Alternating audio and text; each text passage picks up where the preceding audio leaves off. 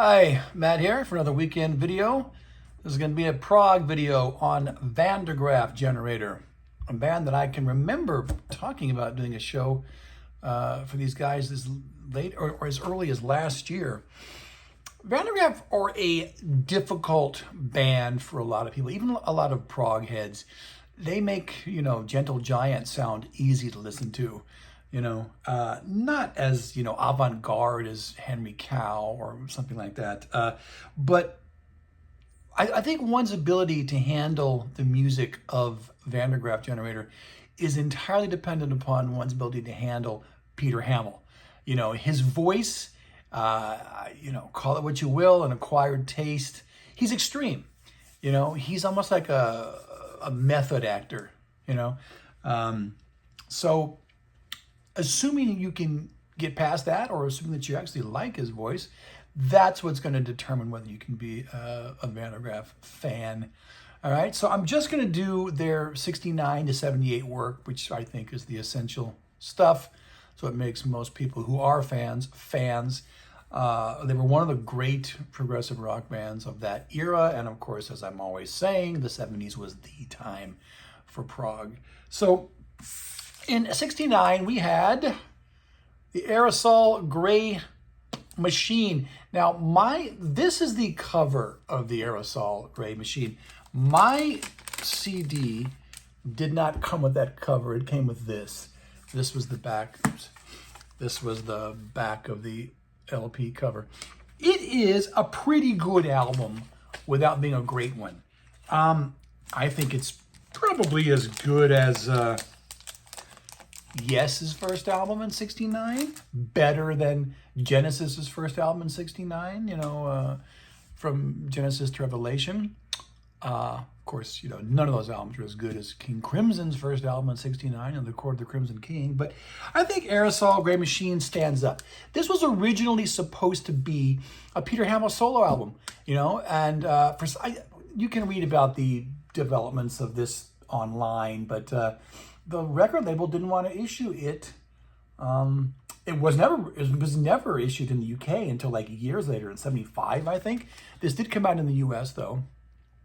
They didn't want to issue it under his name though, so therefore the Graaf Generator name was used. I don't know why that is, why they thought that would sell more. But anyways, you can look all this stuff up. I think it's a pretty good album without being great. Okay. In 1970, they released 2 albums. Now, I'm going to show you how I'm going to handle the rest of this video. I'm going to use the excellent Charisma Years box set, which came out. It's got Stephen Taylor surround sound mixes. Taylor rapidly evolving to become one of the great surround sound mixers, like alongside Steven Wilson. These days, it gives you just a ton of stuff, 4 albums in surround and the 4 that you would want.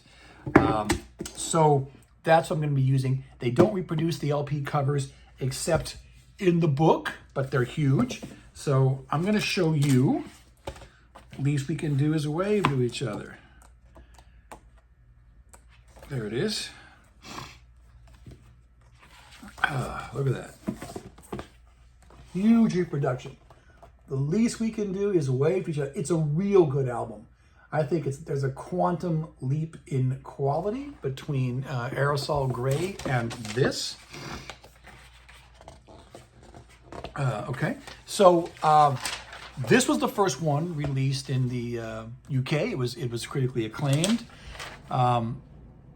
This is when Hugh Banton and David Jackson really begin to come into their own, I think, on sax and keyboards. Refugee is on here. That was one of their better early numbers, and it's strong. Even better though is that same year's H to HE, who I'm the only one. That's another great one. That's better, I think. So they were a band, like Genesis. Oh, they don't reproduce the other side of the LP? Okay. Like Genesis, like Joni Mitchell, like a lot of, Bowie, who every time they released an album in these days, it was better than the previous one. Okay? So I took some notes. There's sci-fi themes on this album. It's got Killer, which is my favorite early Van der Graaf Generator song. Those, those killer, again, crunchy metallic riffs. Robert Fripp is on Emperor in his War Room, which is another great song. So 3 albums in a row from 69 through 70, each one better than the previous one, with H2AG being great, all right? And the previous one being good, all right? Which leads us to 1971 and their best album, Pawn Hearts, all right? Pawn Hearts was the first one that I ever bought, and I'm going to show you guys that one. It is the most intense. It's got Plague of Lighthouse Keepers, which is, he's this lonely guy having, mental issues in a lighthouse. It's almost like De Niro in Taxi Driver or something. The original LP only had 3 cuts, but in America, ours had Theme 1 on it, so that made it even better because Theme 1's a good song. And it's also got Fripp on it on a number, and that's the one that, if that probably doesn't make you a Van der Graaf fan, I don't know if you're going to be one. But again, it's intense. This is not easy listening. All right. So Pawn Hearts, if you're not a fan and you're interested in the band because you're watching this video, try that one first. All right. Okay. After that, the band took a break for a few years. Now, if I was a real hardcore fan, I'd show you all the Peter Hamill solo albums of the 70s, but I don't have them, nor have I heard them. This one, In a Silent Corner, I think. Hold on, let me find it. No, I'm sorry, Silent Corner and An Empty Stage came out in 74. All right. It's got 3 of the Van der Graaf members on it, as I think do a lot of his albums in the 70s. It's pretty good. If you were jonesing for a new Van der Graaf album at that point from 71 through 75, and he released other albums during the interim too, this would do it for you. All right, it's very similar to a Van der Graaf Generator LP, and I'm sure if I explored his solo career more in the 70s, I would enjoy other ones, and I probably will. But when they come back in 75 with God Bluff, Finding You the album, they were Godhead again. I gotta keep going until I find it. There you are. God Bluff. This is 4 years later. It's a more kind of pared down, refined Van der Graaf with somewhat less intensity, but still intense enough to please the fans. All right, there was only 4 tracks, I think, on God Bluff, and well, I don't want to say the wrong thing. Yeah, and they're all good. Undercover Man, Scorched Earth, Arrow, and Sleepwalkers. The band would be their only producer from now on, and even though I'm going to say that Van der Graaf in the second half of the 70s weren't quite as good as Van der Graaf in the first half, albums like God Bluff and Still Life are among many fans' favorite Van der Graaf albums. All right, so God Bluff is a Van der Graaf classic, and really almost as good. Some would tell you it is as good. Is 1976's Still Life. This is a picture of energy actually from Van der Graaf Generator machine. All right. I think that the difference in quality between God Bluff and Still Life is very similar. They're both really good without being 5-star albums, but that's just my opinion. I think that Pawn Hearts is the closest to that kind of 5-star classic that they ever got, but take that out of the equation, it would probably be God Bluff and Still Life, and H2HE, actually. So, that same year, in 76, they do World Record. So 2 records, 2 albums in 70, 2 albums in 76.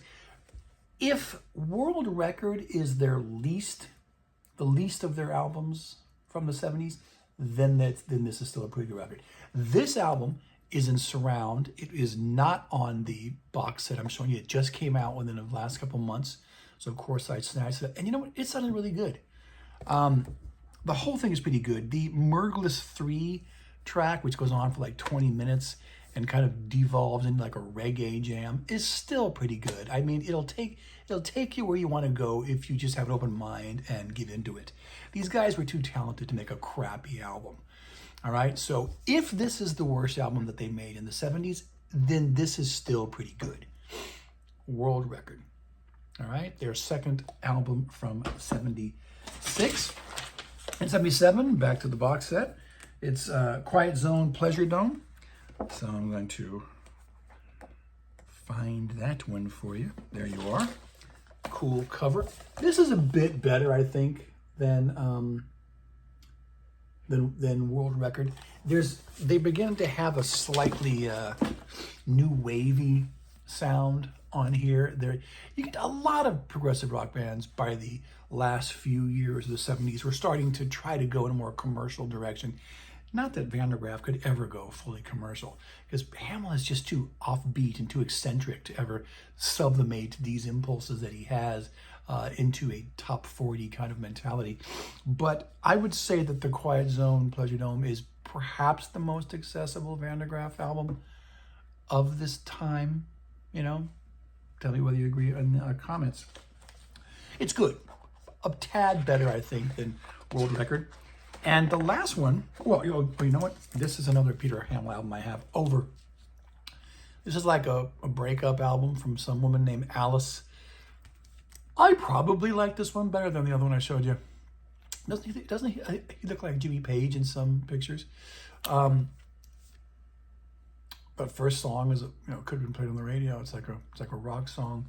And there's even a couple members or ex-members of Van der Graaf on this record. So, Over. There's a fine 1-2 punch for Van der Graaf in 77 with their album and then this one. Okay, and the last I'm going to show you is the awesome, I think, Vital. It's live. It's from 78. It's like a punk album. You know, if the last album had kind of a new wave-ish quality, Vital has kind of a punkish quality. It is the live album that they were capable of, but they never had a live album until this one, and it was worth waiting for. Now they took a long break after that, before they got back together. I think if it wasn't the late 90s, it was the early 21st century, I think. And Peter kept making solos. I don't actually have any Van der Graaf albums from the 21st century, but I do have this Bath Forum concert, which is pretty good. I bought this because this was in surround, and it's a filmed concert. And, they do a combination of some newer stuff and, older stuff, but it's good. So, yeah, that's my Van der Graaf Generator. Oh, they were just known as Van der Graaf, I think, from 77 on. I think from those last two albums on. Not the easiest band to listen to, but rewarding if you have that mindset, if you're open-minded enough. If you're interested, listen to some of it on YouTube, Spotify, whatever. Then make the decision yourself. All right? Matt, signing off.